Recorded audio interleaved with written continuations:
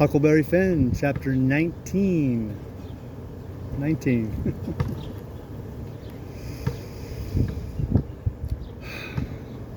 Two or 3 days and nights went by. I reckon I might say they swum by. They slid along so quiet and smooth and lovely. Here's the way we put in the time. It was a monstrous big river down there, sometimes 1.5 miles wide. We run nights and laid up and hid daytimes. Soon as night was most gone, we stopped navigating and tied up, nearly always in the dead water under a towhead, and then cut young cottonwoods and willows and hid the raft with them. Then we set out the lines. Next we slid into the river and had a swim, so as to freshen up and cool off. Then we sat down on the sandy bottom where the water was about knee deep and watched the daylight come. Not a sound anywheres, perfectly still, just like the whole world was asleep. Only sometimes the bullfrogs are cluttering, maybe. The first thing to see, looking away over the water, was a kind of a dull line. That was the woods on the other side. You couldn't make nothing else out than a pale place in the sky. Then more paleness spreading around. Then the river softened up away off and weren't black anymore, but gray. You could see little dark spots drifting along, ever so far away, trading scows and such things, and long black streaks. Rafts, sometimes you could hear a sweep creaking, or jumbled up voices. It was so still and sounds come so far, and by you could see a streak on the water, which you know by the look of the streak that there's a snag there in a swift current which breaks on it and makes that streak look that way. And you see the mist curl up off the water, and the east reddens up and the river, and you make out a log cabin in the edge of the woods away on the bank on the other side of the river. Being a wood yard, likely, and piled by them sheets so you can throw a dog through it anywheres.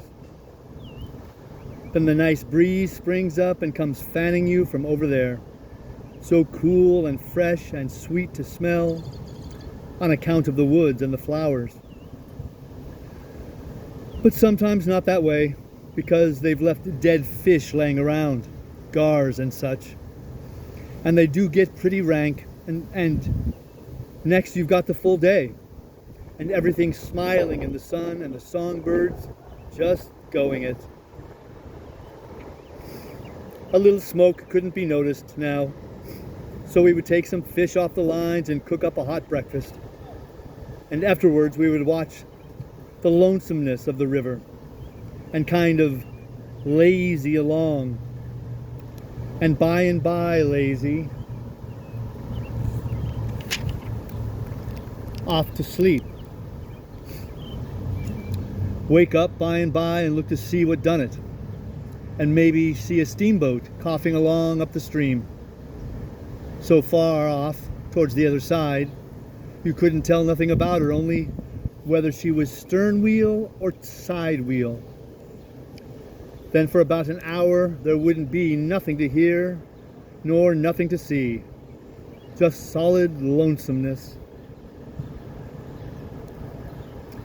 Next you'd see a raft sliding by away off yonder, and maybe a galoot on it chopping, because they're most always doing it on a raft. You'd see the axe flash and come down. You don't hear nothing.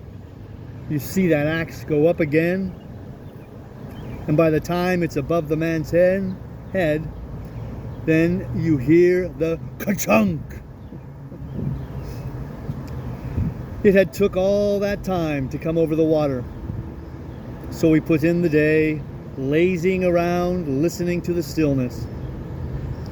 Once there was a thick fog, and the rafts and things that went by was beating tin pans so the steamboats wouldn't run over them. A scow or a raft went by so close we could hear them talking and cussing and laughing. Heard them plain. But we couldn't see no sign of them. It made you feel crawly. It was like spirits carrying on that way in the air.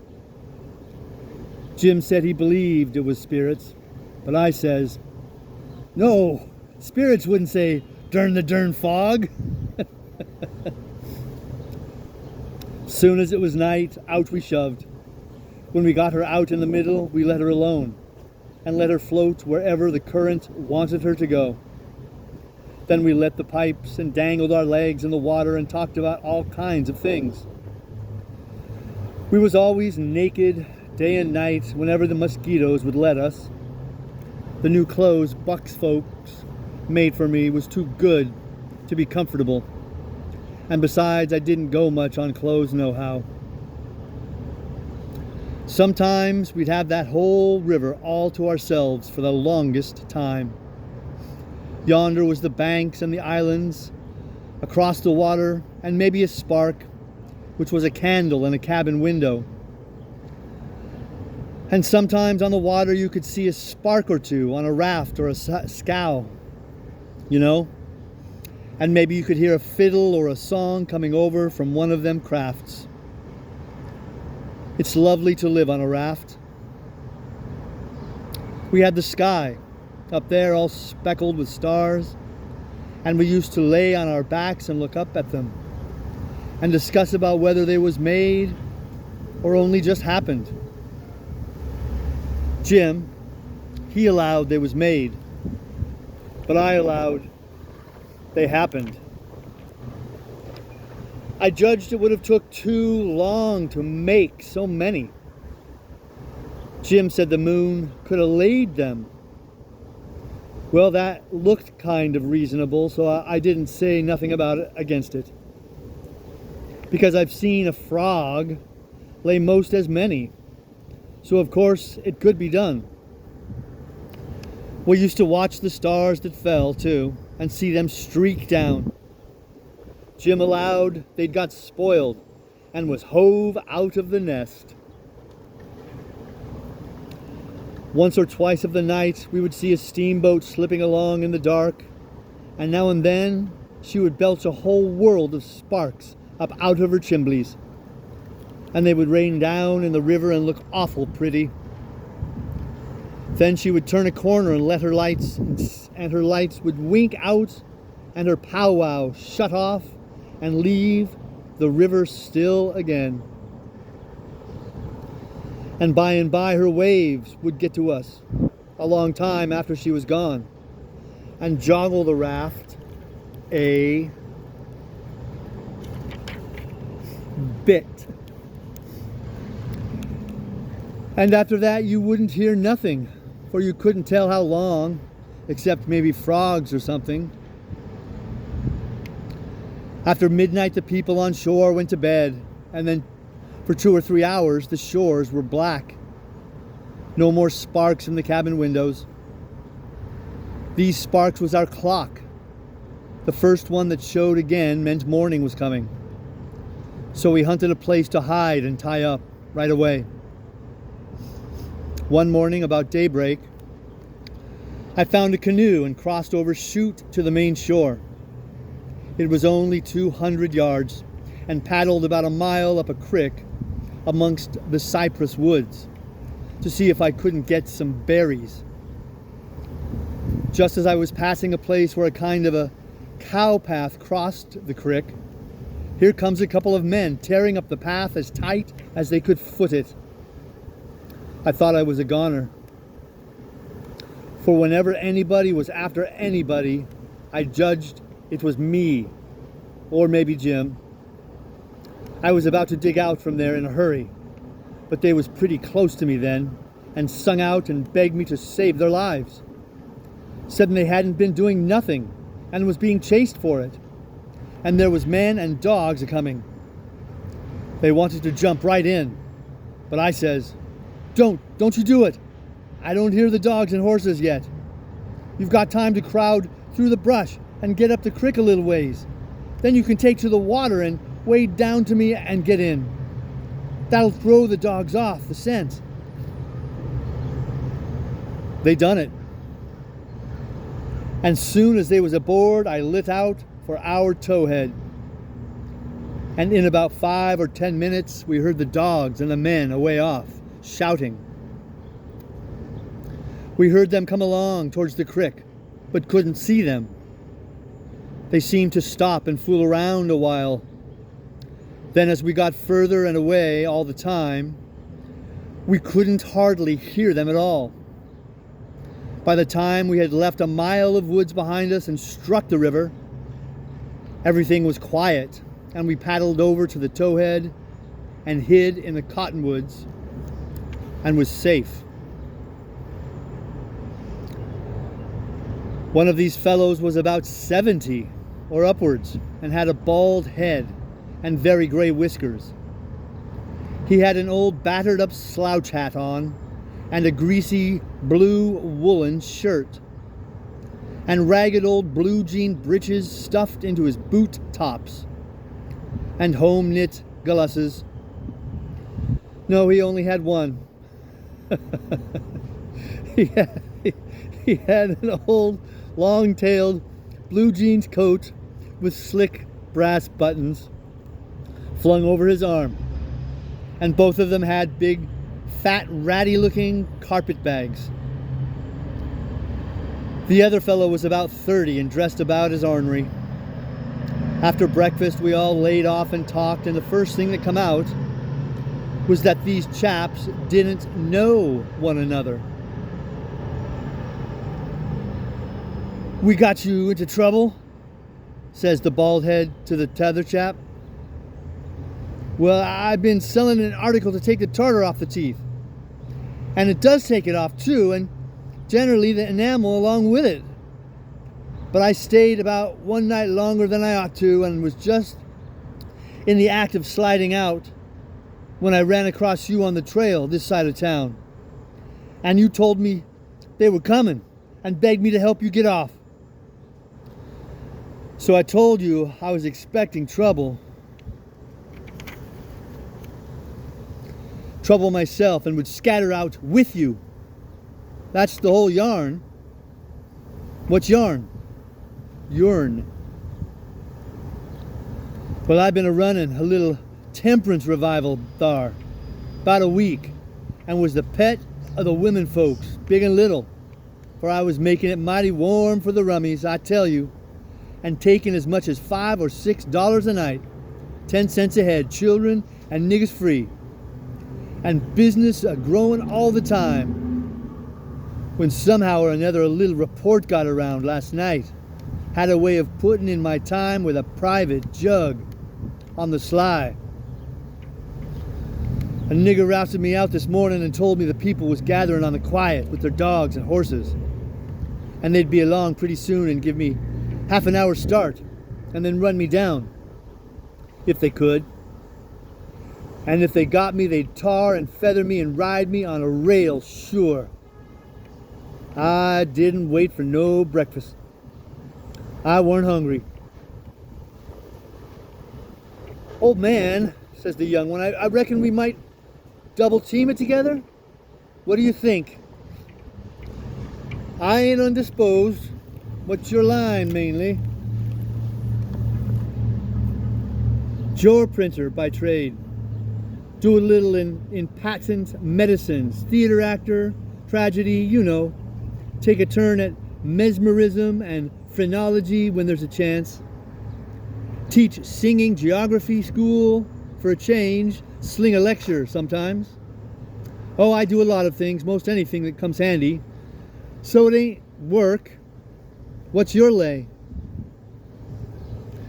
"I've done considerable in the doctoring way in my time. Laying on of hands is my best hold for cancer and paralysis and such things.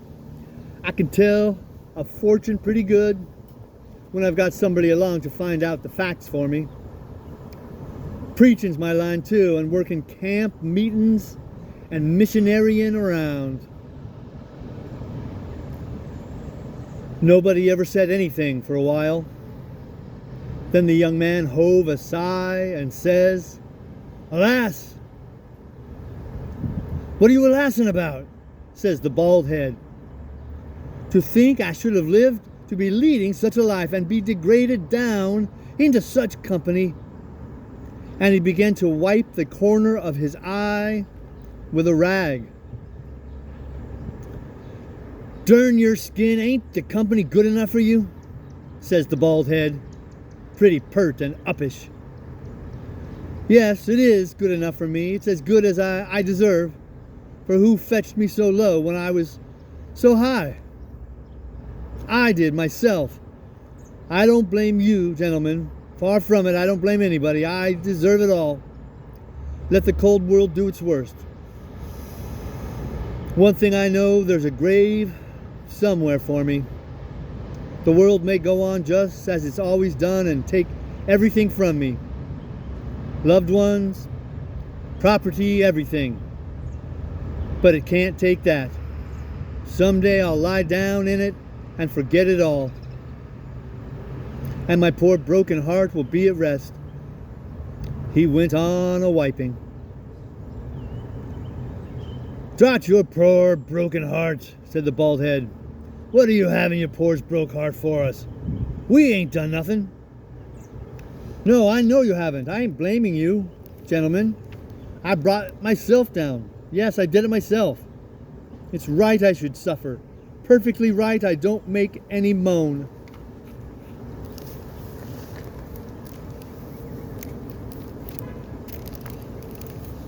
"Brought you down from what?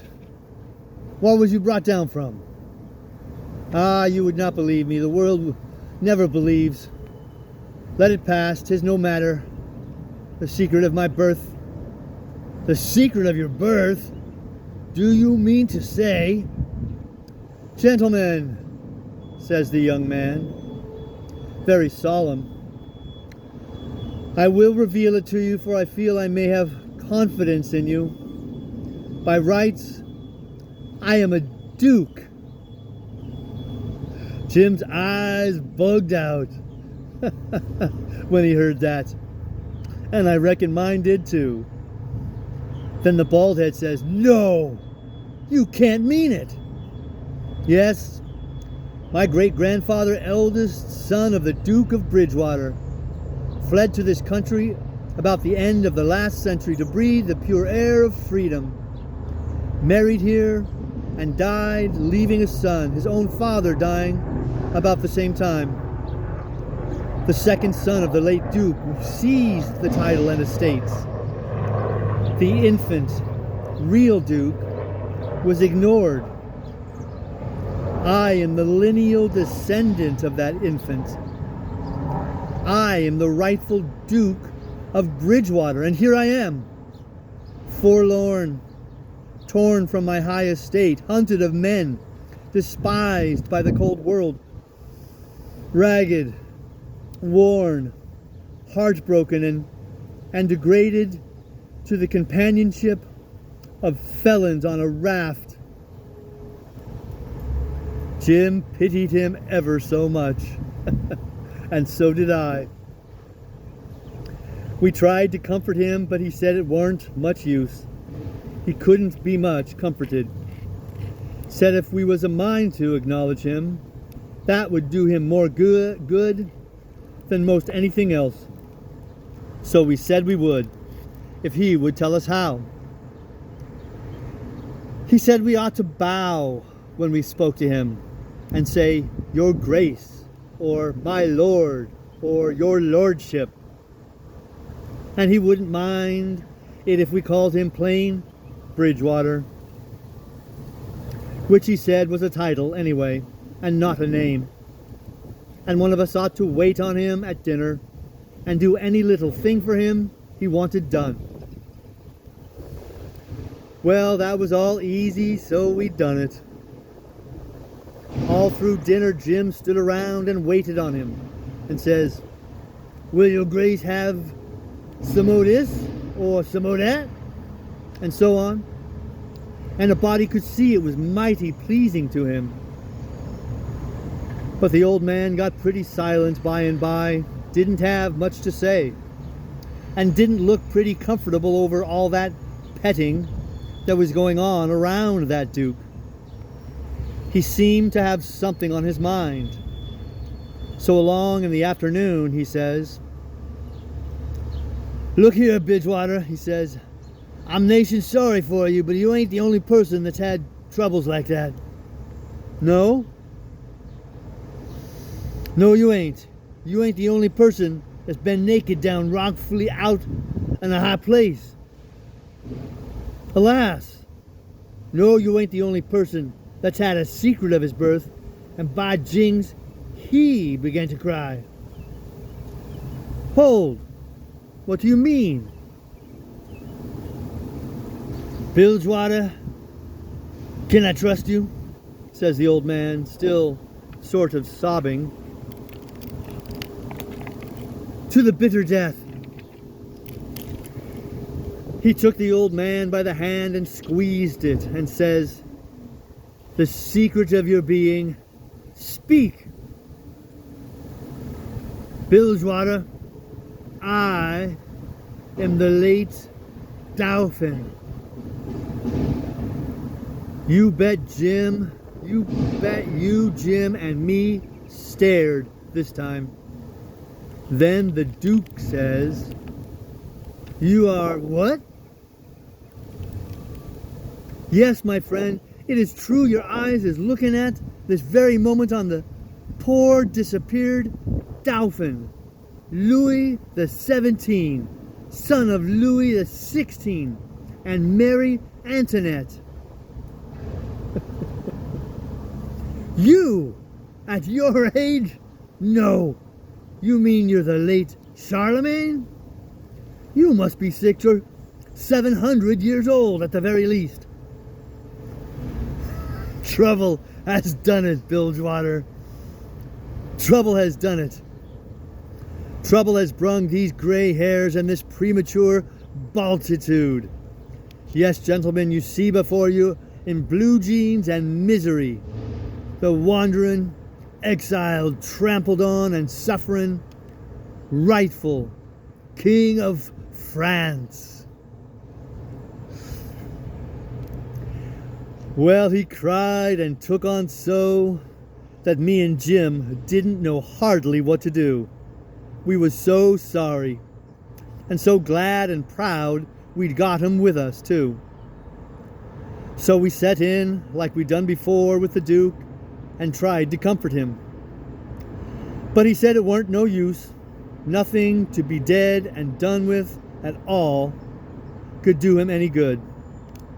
Though he said it often made him feel easier and better for a while if people treated him according to his rights and got down on one knee to speak to him and always called him Your Majesty, and waited on him first at meals and didn't sit down in his presence till he asked them. So Jim and me set to majestying him and doing this and that and t'other for him and standing up till he told us we might set down. This done him heaps of good, and so he got cheerful and comfortable. But the Duke kind of soured on him and didn't look a bit satisfied by the way things were going.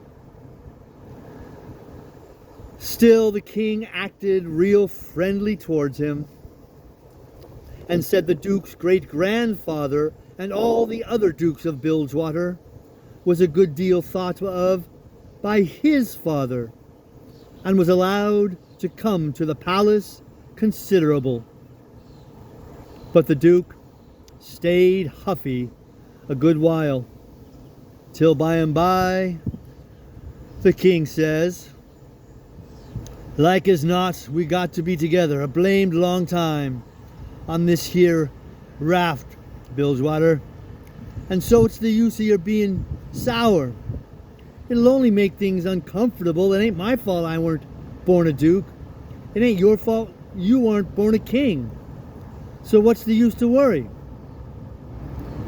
Make the best of things the way you find them," says I. "That's my motto.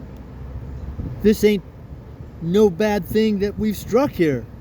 Plenty grub and an easy life. Come, give us your hand, Duke, and let's all be friends. The Duke done it. And Jim and me was pretty glad to see it. It took away all the uncomfortableness, and we felt mighty good over it, because it would have been a miserable business to have any unfriendliness on the raft. For what you want above all things on a raft is for everybody to be satisfied and feel right and kind towards the others. It didn't take me long to make up my mind that these liars weren't no kings nor dukes at all, but just low-down humbugs and frauds. But I never said nothing, never let on, kept it to myself. It's the best way. Then you don't have no quarrels and don't get into no trouble. If they wanted us to call them kings and dukes, I hadn't no objections, long as it would keep peace in the family. And it weren't no use to tell Jim, so I didn't tell him.